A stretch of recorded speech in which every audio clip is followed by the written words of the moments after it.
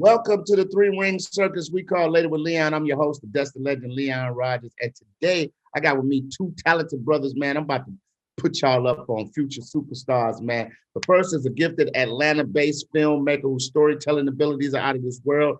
And my second is an accomplished actor, comedian, and rapper. He's best known for his role in the Spike TV sports comedy series, Blue Mountain State. Please welcome Christian Nolan Jones and Paige Kennedy. How you gentlemen doing today? What up, Doe? What's going on? So look, man, I'm glad you brothers came to join me here on Later with Leon. It's an honor to sit and talk with you guys, man. It's always good to see young, fresh Black faces doing their thing in the Hollywood sphere. I think it's very important that we give our youth and children these images to see of positive brothers doing things. Now, you both chose the medium of storytelling and acting. Christian, I'm gonna start with you. What's the most rewarding aspect of your profession? Oh man, putting a story together and being able to show it to people and seeing their reactions, seeing what they get from it, seeing what emotions it elicits. Those are always rewarding moments for me. Paige, what about you, brother? The most rewarding moments of storytelling, is that what the question was? Yeah, for you, like the medium that you're doing as far as acting and how you portray characters. What's the most rewarding part of that for you? Being able to tell stories that I would, I'm a pretty positive brother. I'm cool, I'm chill, you know what I'm saying? But being able to jump in other aspects of characteristics that I don't exude in real life, but to be able to live in them for a moment to tell a story is something that has always been appealing to me. Okay, Paige, let me stay with that real quick and let me go off the beaten path and ask you a question. I just watched a movie called Judas and the Black Messiah. I hope everybody has had a chance to watch that movie. Very wonderful movie about Fred Hampton from right here in Chicago. How tough is it to play a character who you don't necessarily resemble in real life? And the reason why I ask that is Lakeith Stanfield, who I've had the pleasure of meeting before, very positive pro-Black brother, but yet still is somebody who tears down a Black organization. He's an informant or a snitch. As an actor, Paige, how tough is that to play a role that's not really you and you really have to act, but yet and still make it believable? I think I've heard the stories of him needing to go to counseling to do it, and how difficult and arduous the task was for him to be able to pull that off. Me personally, I think I've played characters that aren't in alignment with my penchant, my proclivities, what I think of myself. And I kind of just hearken it to me, being these characters, because I played all different type of things before that is not me. And I feel like in that moment I'm able to do that, and then I'm able to release that and let that go and move on. I think what is difficult is perhaps the backlash that can come after, but then it's already done. You already did it, but he was having issues during it. He was having this conflict of interest during the time. So that's a difficult thing. I have not done that, but I also have not played someone as egregious as the character that he did. No doubt, no doubt. Christian, what inspired your storytelling career? What brought that out of you? Because a lot of times, you have directors that go different ways. We have some directors that maybe not be good at storytelling, but they're great at explosions and bang, bang, adding the stuff that'll make a story great. But you seem to have mastered the art of being able to tell a story, put a story on film, and it comes out great the way you portray it. For me, it started out as something where I was watching other people, in my neighborhood doing it. And, I contributed, I'm sorry, I contributed more so on the writing tip. And sort of like when I got to college, I kind of, I guess, took a step on doing it on my own. So I saved up some money, bought myself a camera, and basically just, shot as much as possible. And once I figured out like, oh, you can create your own world with filmmaking, it made me want to start creating stories, that I haven't seen before. So just tapping into like the niche experiences that you have, as a Black person in America. Okay, so let's talk about Radon Randell. Okay, the starting quarterback. What you know about Radon? Radon Randell. Come on, man. What you need? You said the name correctly, so you must know a little bit. Listen, I already when you hear the name Radon Randell, you already think if I'm Mel Kiper, I'm like, you want to talk about quarterbacks with dual capabilities? You talk Radon Randell. Come on, man. You know what I'm saying? The dexterity that he got going on with him. You know what I'm saying? dual threat quarterback, baby. So what was it like working on that show and as an athlete? Because I mean, you look like you got the nice little free safety build, like like you played a little ball or something. You know what I'm saying? Easy for you to play that role? Well, okay, so I played football in college, Western Michigan University, D1 college. You know what I'm saying? Broncos. You know, my nephew played for them too, man. He played outside linebacker for them, man. Okay, all right. Right now, he's still on there right now. Anthony. Shout out to little Anthony, man. I love you, little bro. Hey, little Anthony, what up, though? Broncos all day, baby. You better be in Draper or Burnham's Hall. I don't know, but so the crazy thing is, so I played football in college and in high school, but I played tailback. I was a running back. You know what I'm saying? I don't know nothing about quarterback. So when they put out a breakdown, we looking for a 19-year-old quarterback who's 6'3", and he's a quarterback. I was like, well, what the hell I'm auditioning for? I'm 5'11", and I'm built like the thing. Right. So I ain't never played quarterback before, so that was a difficult thing, like learning the cadences, learning the dropbacks, learning how to actually do because like when you watch it, it just seemed like easy, but it's not easy until you get up under that center and have to know the drops, know all everybody's routes, and so it took a while, and it's not like I had a whole bunch of training time before we start filming. Now, luckily, they did have a stuntman there too to like help me out a little bit, but that is the most difficult position to play on the field. You know what I'm saying? In sports, yeah, because you got to know a lot, but it was so much fun to do, and so much fun to play that character, because that character was what I wish I could be in real life. Like he was as cool. So that's what I'm saying. So since I got like dorky charm in real life, you know what I'm saying? But to play this character, I was good.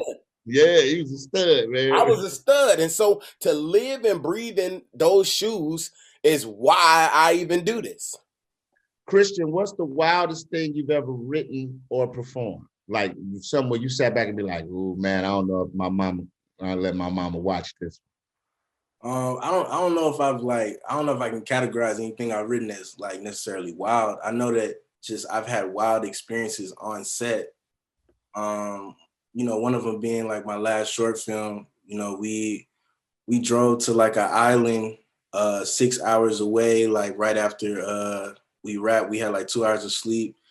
Drove to an island, Sapelo Island, the island on the hoodie. But basically, yeah, we drove there. We shot for like, I think 3 hours between like 2 and 5 just to get, a few shots, wow. Before sunset hit. And then we just went back to the dock in complete, pitch darkness.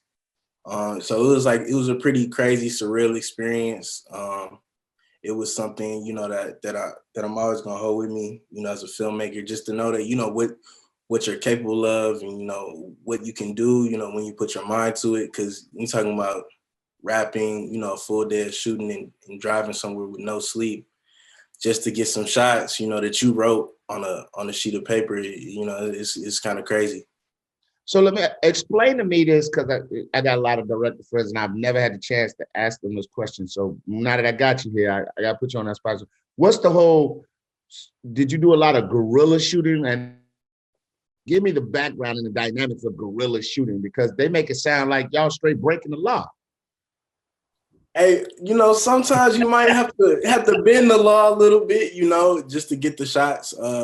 But really, I guess guerrilla filmmaking to me is doing whatever you need to do to get the job done, to get the shots. So if that means that you gotta hop a fence real quick, just to get your talent in front of a certain backdrop, then that's what you have to do. If that means you have to drive 5 hours away, just to shoot on this island, like there was really no other purpose to shoot on. Like I could have shot on any beach, but just what Sapelo Island stood for, I felt like there was no other place that fit better for the story. So it's just doing whatever you need to do to get the shots, for sure. Okay. Paige, I read your father was a doctor and he wanted you to pursue a career in medicine, but you decided to play, you decided you wanted to go to school and play football. When did acting get thrown into the mix? Acting got thrown in the mix I always wanted to be an actor, but okay.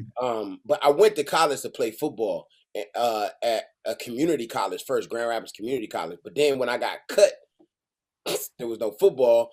And I knew that the best actors came from the stage. So I was like, you know what? I'm not going in the theater, but let me get my chops up at acting in theater. And so I got in the theater at community college. Then I went on to, university where I did play football and was a theater major, which was hard as hell. And I had to end up choosing one.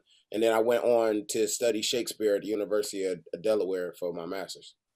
Now, what did you enjoy most about theater? Because, listen, brother, I'm gonna be honest, and people always talk about stereotypes and all that, but upon looking at both of you brothers, you know what I'm saying? When I see Christian, and just be 100% honest, like most people should be in life, I see Christian, I don't see a director, you know what I'm saying? Like most people look, and when I see you, I don't see a guy that's doing Shakespeare, I know, it looked like I'm the guy that's coming in your house. You better lay it down. You know what I'm saying? Lay it down. Lay it down. Behind you, like, oh man, the Costello. No, I'm just playing. But at the end of the day, though, what drawed you to Shakespeare, and what was that like? What was that like doing that stuff? Because we laugh, thou art thou, and all that, but that's you really doing that joint. Yeah, man.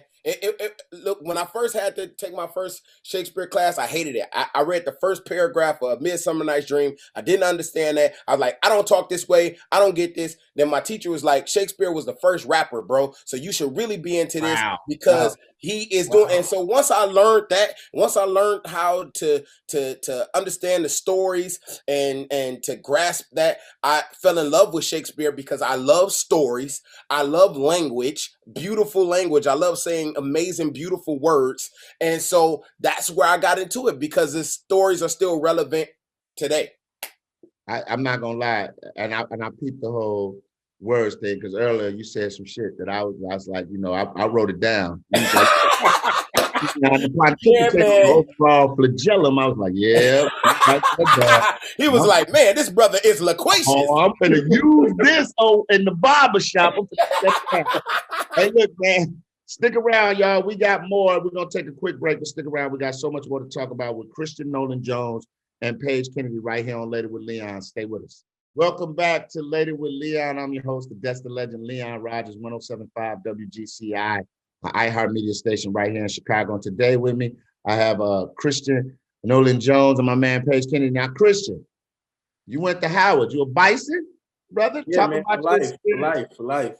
Talk about your experience, and was it tough making a transition from warm, nice weather, big plump booties everywhere in Atlanta to New York, son, where the chicks be like, yo, so what we doing, baby? You know what I'm saying? What's happening?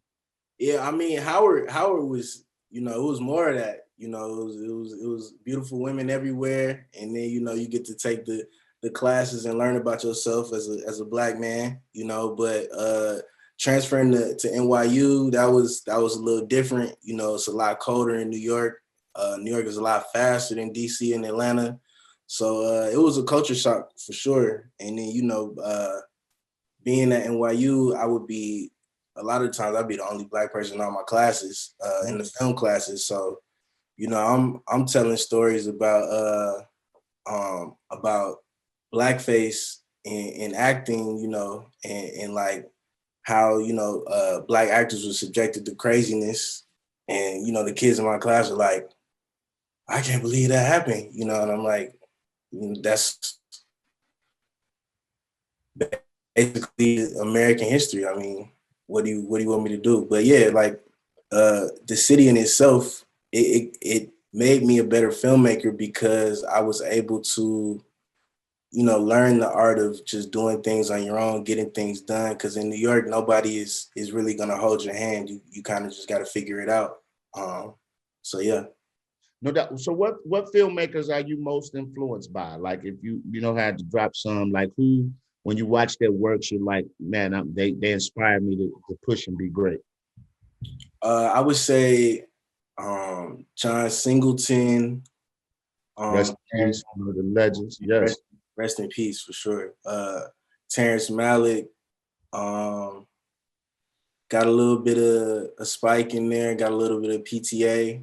And Barry Jenkins is definitely, Okay. On my wall too, on my Mount Rushmore, so Filmmakers for sure. No doubt. Paige, I heard you had to go hood a little for your first audition. Sony Studios. I heard you had to do a little backdoor action and sneak in and go audition for a role. Talk about that, brother. How you break the law on the audition? God damn, man. Hey, I'm from Detroit, man. I'm from Detroit. What do you want from me? ID 313. Hey, hold on. Let me tell you something. Listen, shout out to Detroit, all my peoples in Detroit, man. I used to love going to do comedy in Detroit at Coco's Comedy Club on Jefferson Avenue. I used to love hanging out at Belle Isle, 8 Mile, all that. Like Detroit is like my second home, man. It's right up the street, 313. And a big F you to all the police that used to give me a ticket driving through Ypsilanti. They used to catch me every time. That's because you called it Ypsilanti. It's Ypsilanti, mother. They was like, yeah, okay, you gonna mispronounce this? It's Ipsy, bro. Big ass, one light ass police cars y'all got in there. Talk about that, man. Stuck in to get to do an audition.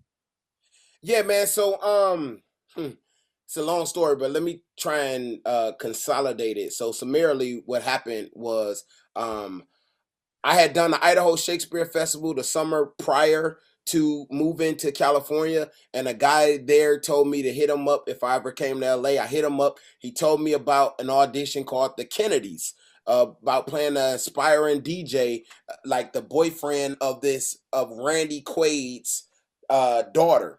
So I was like, okay, bet. I never had an audition before. I just moved there, and I didn't have a way to get there, not let's get in. And I was like, what am I supposed to do? He said, tell him you're a courier. I didn't even know what a courier was. I didn't know what a pilot was. I thought a pilot was somebody who flew planes. But, so I go there, I get a ride there, my boy driving me. And I was like, yeah, we here to audition, to drop off something to the casting director at the Kennedys. Now, this is pre 9/11. If you try to do that now, you get shot. Yeah.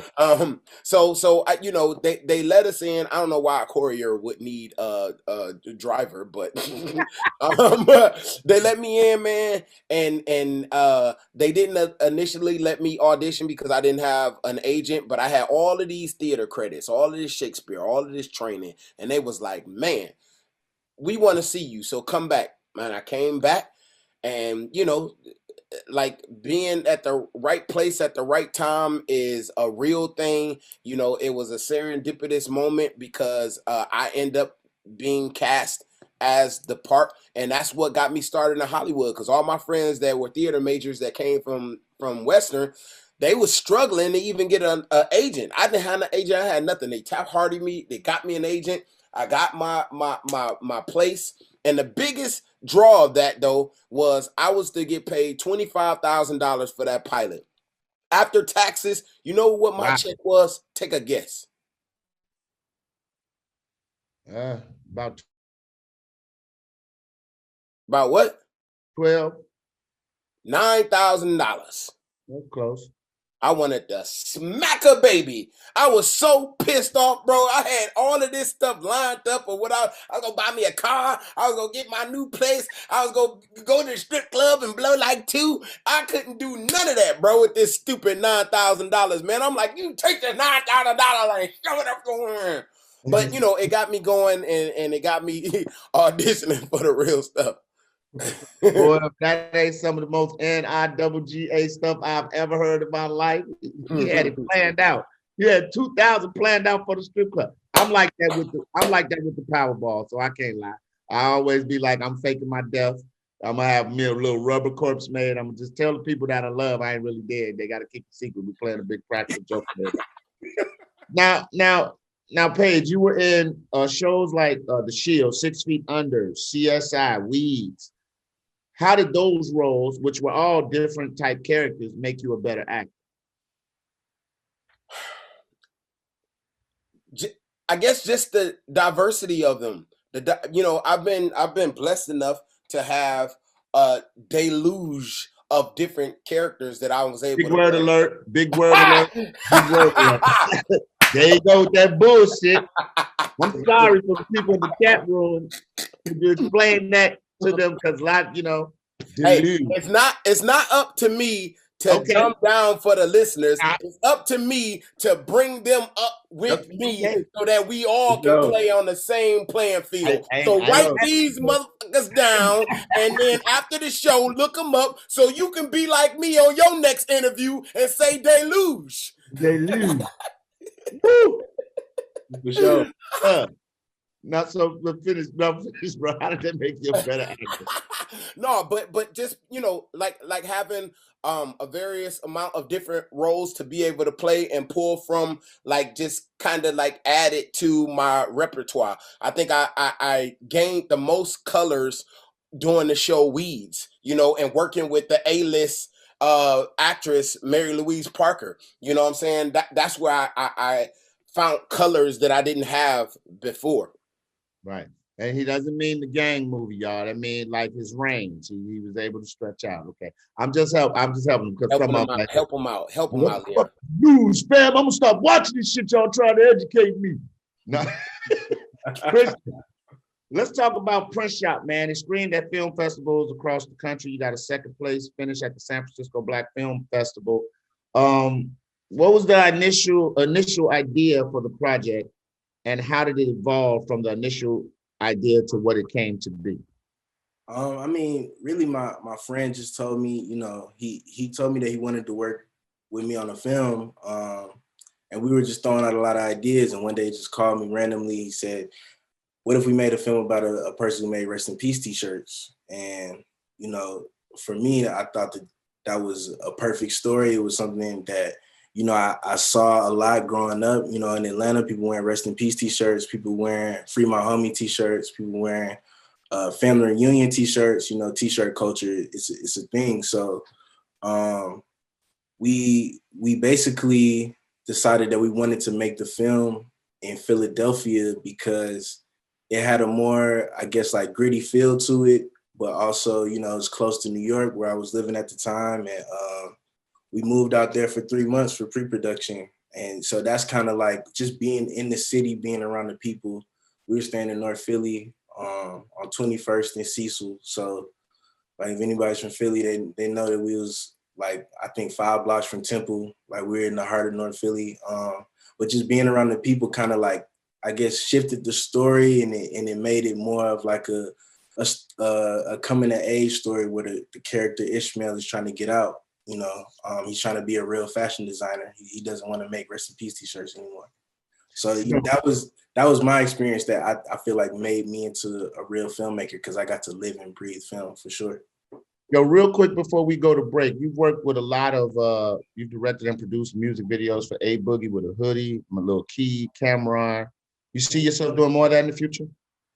I mean, so music videos, that's where I got my bones, you know. You kind of, music videos are a lot different, it's a different pace than narrative filmmaking or even documentary filmmaking. But I see myself doing it, but I really, you know, more so and shifting into a more narrative landscape for sure.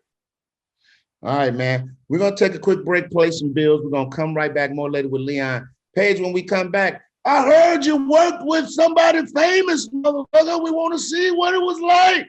It's coming up. Later with Leon, man. We'll be right. Welcome back to Later with Leon. And if you want to see more content, Fox Soul content, all you got to do is go to our YouTube page, click that subscribe button, click that like button.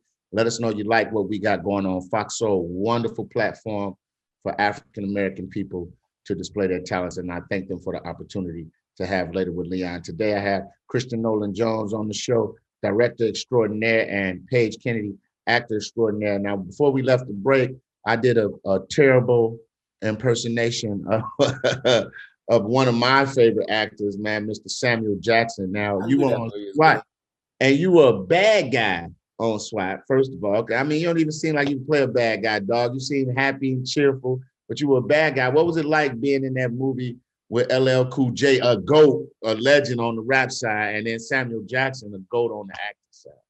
I mean, it was dope to me because this was my first big movie. Like, I had just came off a Leprechaun Back to the Hood. I had did that for 4 I was coming up next, bro. I was coming up next. Leprechaun 2, Back to the Hood. As if the first one wasn't enough. America needed another Leprechaun. They needed another one. Ours is better than the Ice-T ones. Shout out to Ice-T. But so I did what, like maybe 12 days on that movie, and then the next week I had to start SWAT, and just the whole ordeal of it was way different, because this is a movie with a lot of stars in it.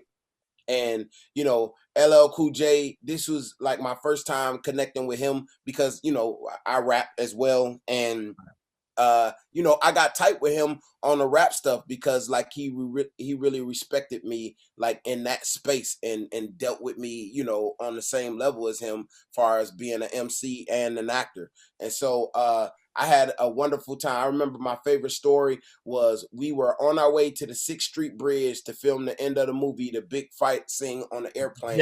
And we headed there. Yeah, we on our way there. We headed there and we're in the van. I'm in the van in the back seat and Samuel Jackson's in the front. You got Colin Farrell, Jeremy Renner, Michelle Rodriguez, and LL Cool J all in this van. I said, nigga, if this van crashed right now, it's about to take our whole Hollywood. I was like, oh my God, bro. Bro, I almost started crying. I'm sitting in the back. I'm like, I cannot believe I'm riding in the van to go shoot this scene with all these fucking star actors, bro. And it was beautiful. I'm just glad that you told a story like that. I thought you were about to like, Leon, as I surmised the events that were transpiring in my algorithm, I knew that if everyone and I said something catastrophic event, I would be remembered as the omnipotent person that was. That had to be mind blowing, bro. Like, because you named some names: Jeremy Renner, Colin Farrell, Michelle Rodriguez. You named some heavy hitters at that time in LA, and still, I mean, you was on the van with Hawkeye, motherfucker. Yeah. Come on, quit playing, bro. You was on the van with an Avenger. You ain't even with an Avenger. The funny thing about that Avenger, I just had to, before I went to Atlanta this weekend, I just had to put myself on tape for an audition of a new show that he has coming out to play, opposite Ronin. of him. Ronin? No. Okay. No, it's nothing to do with the no, it had nothing to do with that. But it's to play opposite of him, and I hope we get it because I was his right-hand man in SWAT. Right. Well, okay, let's stay on that for a minute. Christian, I want to go to you because as a director, I feel like I want to hear you first, and then I want to come to you, Paige, the actor. So the untimely passing of my man Chadwick Boseman, brilliant young brother, actor, HBCU grad, he passed. So the big debate has been going on in Black America and in Hollywood. Should the role of Black Panther be recast? I say yes, because Black Panther is the superhero. You may not recast T'Challa, who's the person, but Black Panther is the mantle that's been passed down in Wakanda.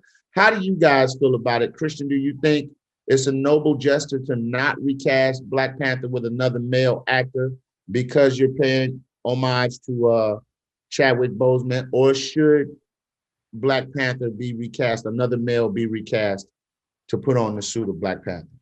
I kind of agree with you. I don't think T'Challa should be, recast. I think that he just did such an amazing job, with that role. It was monumental. Just think about what that meant to like little kids seeing it, that look like him, that've never seen something like that in their generation.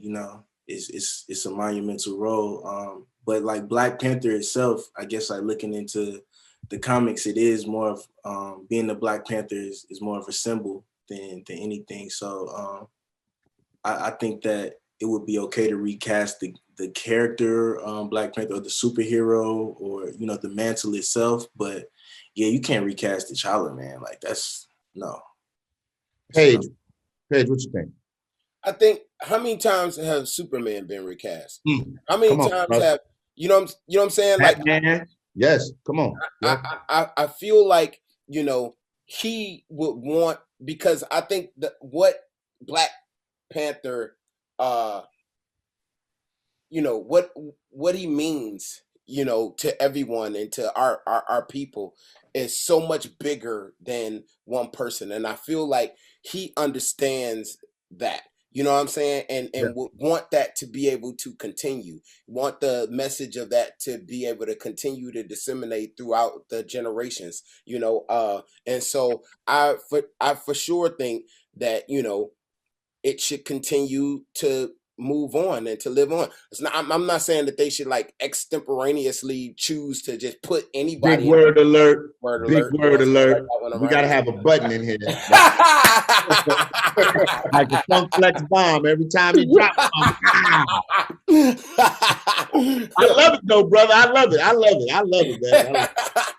No, but I'm pretty sure it could be a laborious task to find someone that is on his level, you know what I'm saying, to do it. But I think that they can. I think that there are wonderful actors out there that could do it, and it should happen. Are you thinking in terms of this? Are you thinking in terms of this franchise or just? Yes, because they're moving forward in the Marvel Universe 4. And I still want to see Wakanda represented, and I still want a Black Panther to be represented. Now, even if they, and I get it with the women's movement, they might go to Shuri being it like it was in the comic book, but I just still feel as that strong Black. And I was talking to my wife earlier about this today. He was a strong Black male presence. Didn't have any vices. He had a love. His biggest fault was he loved his people so much that he was willing to keep their secrets, because he didn't want them to be tainted. That was his biggest fault. But he wasn't into alcohol. He didn't gamble. He loved the girl. He was trying to court the girl. He wanted her to be with her. You know what I'm saying? Just as a Black man, we don't see that a lot. A dark-skinned brother that has no vices and is a total badass off eating the plant from the earth. Like, fuck out, he was a super vegan. And look at how auspicious that franchise was of Black Panther. It was like what, the second, did 3 for 3. I'm saying, press a button and bang. Oh, wow. It was the second highest grossing movie ever at a time period. So